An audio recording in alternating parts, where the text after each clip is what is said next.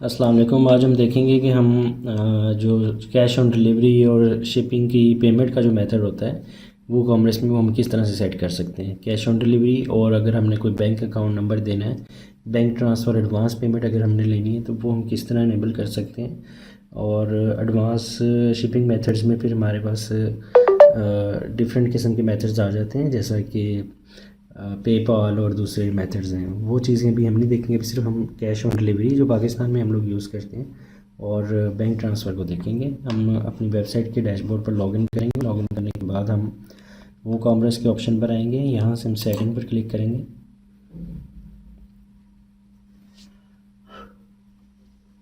Setting पर click करने के बाद हमने सिलेक्ट करना है पेमेंट।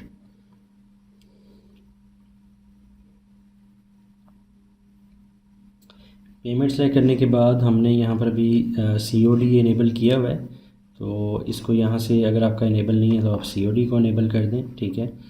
चेक पेमेंट्स अगर आप लेना चाहते हैं तो उसकी भी ज़रूरत नहीं होती, उसको आप इसी तरह रहने दें। उसके अलावा हम बैंक ट्रांसफ़र की पेमेंट इनेबल करना चाह रहे हैं तो हम इसको भी इनेबल कर देंगे यहाँ से। ठीक है, बैंक ट्रांसफ़र को। और हम इसका जो सेटअप है बैंक ट्रांसफ़र को, हम इसको अब चेक करेंगे कि किस तरह से हम बैंक ट्रांसफ़र की सेटिंग कर सकते हैं।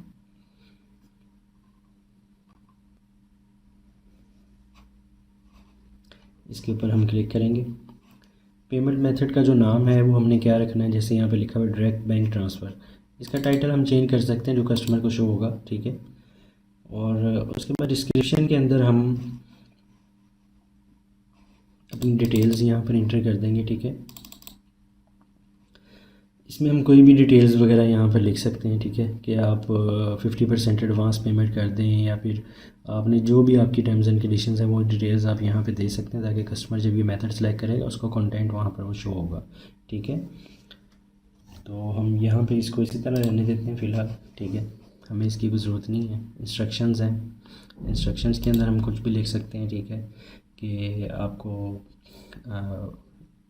किसी भी मेथड से आप कर सकते हैं, इजी पैसा, जैज़ कैश से बैंक में ट्रांसफ़र कर सकते हैं। ठीक है, वो यहाँ पे हम इंस्ट्रक्शन में लिख सकते हैं। अच्छा, बैंक अकाउंट नेम लाइक हम लिख देते हैं हमारा बैंक अकाउंट का कोई भी अगर नाम है। ठीक है, ज़ीशान साजिद। और अकाउंट नंबर लाइक हम लिख देते हैं 1 2 3 4 5 6 7 8 9, कुछ भी अभी रैंडम हम लिख देते हैं। बैंक का नाम हम मिज़ान बैंक लिख देते हैं। ठीक है। राउटिंग नंबर इसकी ज़रूरत नहीं, IBAN नंबर हम लिख सकते हैं कुछ भी यहाँ पर जो हमें चाहिए होगा वो हम यहाँ पे लिख देंगे कि ये हमारा IBAN नंबर है, क्योंकि customer sometime out of country से भी ऑर्डर कर रहा होता है तो फिर उसको ट्रांसफ़र करने के लिए IBAN नंबर की ज़रूरत पड़ती है। तो आपके बैंक के अकाउंट का कोई भी IBAN नंबर होगा वो आप यहाँ पर इंटर कर सकते हैं। स्विफ्ट वगैरह ये चीज़ें आप अभी यहाँ पे हमें ज़रूरत नहीं है। और ये चीज़ें इंटर करने के बाद हम सेव कर देंगे इसको। ठीक है, अब हमने दो मेथड जो है हमने यहाँ पर इंटर कर दी बैंक ट्रांसफ़र के लिए। और अब हम चेक करेंगे कि हमें किस तरह से पेमेंट मेथड शो होता है। साइट को ओपन करेंगे। ये मेरे पास वेबसाइट ओपन हो गई है। मैं इस प्रोडक्ट को ऐड टू कार्ट करता हूँ, view cut.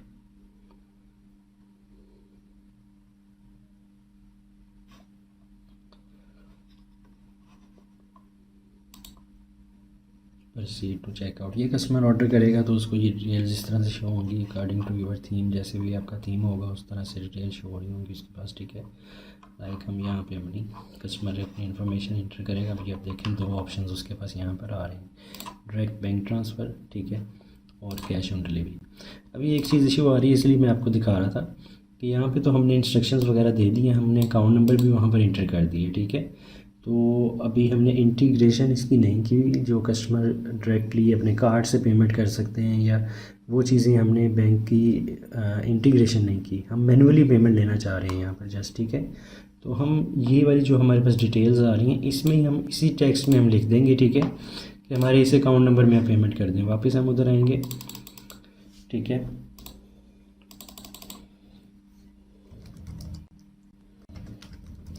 Send payment to this account number. ठीक है, तो अकाउंट नंबर हमारा 1 2 3 4 5 6 7 8। ठीक है, ये अकाउंट नंबर है। हम उसके बाद लिख देते हैं अकाउंट टाइटल। ठीक है, ज़ीशान साजिद, और इसको हम सेपरेट भी लिख सकते हैं, ठीक है। ये चीज़ें आप ख़ुद एडिट कर सकते हैं जिस तरह से आपको सूटेबल लगे, ठीक है। और उससे पहले हम बैंक का नाम लिख देते हैं।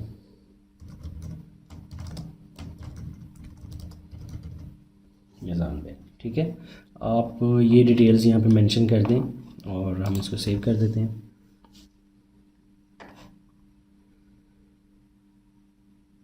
ये सेव हो गया। हम रिफ्रेश करके चेक करेंगे कि उसमें चेंजिंग्स हुई हैं कि नहीं।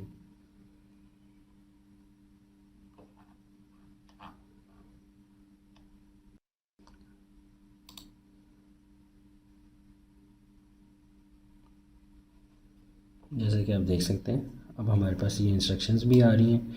कस्टमर ये मेथड सेलेक्ट करेगा बैंक ट्रांसफ़र का। बैंक ट्रांसफ़र का जब कस्टमर मेथड सेलेक्ट करके ऑर्डर करता है तो हमारे पास जो ऑर्डर का स्टेटस आता है वो प्रोसेस में नहीं आता, वो होल्ड में आ जाता है, क्योंकि हमने चेक भी करनी होती है पेमेंट की उसने वाकई ट्रांसफ़र की है कि नहीं की। तो वो हम होल्ड में ही रखते हैं उस टाइम तक उसको, ऑर्डर को। जैसे प्रोसेस हम लास्ट वीडियो में देखा था ऑर्डर किस तरह प्रोसेस करते हैं। तो हम लोग अपने बैंक अकाउंट से पेमेंट मैनुअली चेक कर लेते हैं किस कस्टमर ने ये पेमेंट हमें सेंड की है। और अगर बहुत सारे हमारे पास ऑर्डर्स आ रहे हैं तो हमें आइडिया नहीं हो रहा किस कस्टमर ने किस नाम से किए। बाज़-औक़ात कस्टमर का नाम जिस नेम से वो ऑर्डर कर होता है और जिस नेम से उसने किसी और के बैंक अकाउंट से ट्रांसफ़र की होती है, तो हमें इससे आइडिया नहीं होता। तो हमें एक चीज़ और करनी है, इंस्ट्रक्शन में हम लिख सकते हैं, और अगर हम चाहें तो यहाँ पे भी हम कंटेंट में वो चीज़ लिख सकते हैं, ठीक है। हम यहाँ पर लिख देंगे शेयर स्क्रीनशॉट आफ्टर पेमेंट, ठीक है, टू दिस नंबर व्हाट्सएप।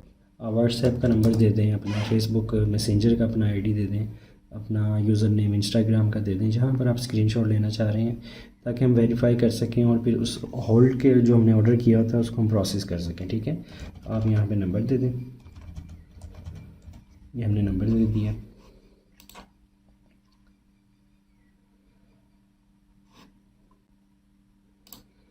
अब ये सेव होगा और हम इसको दोबारा रिफ़्रेश करके चेक करेंगे।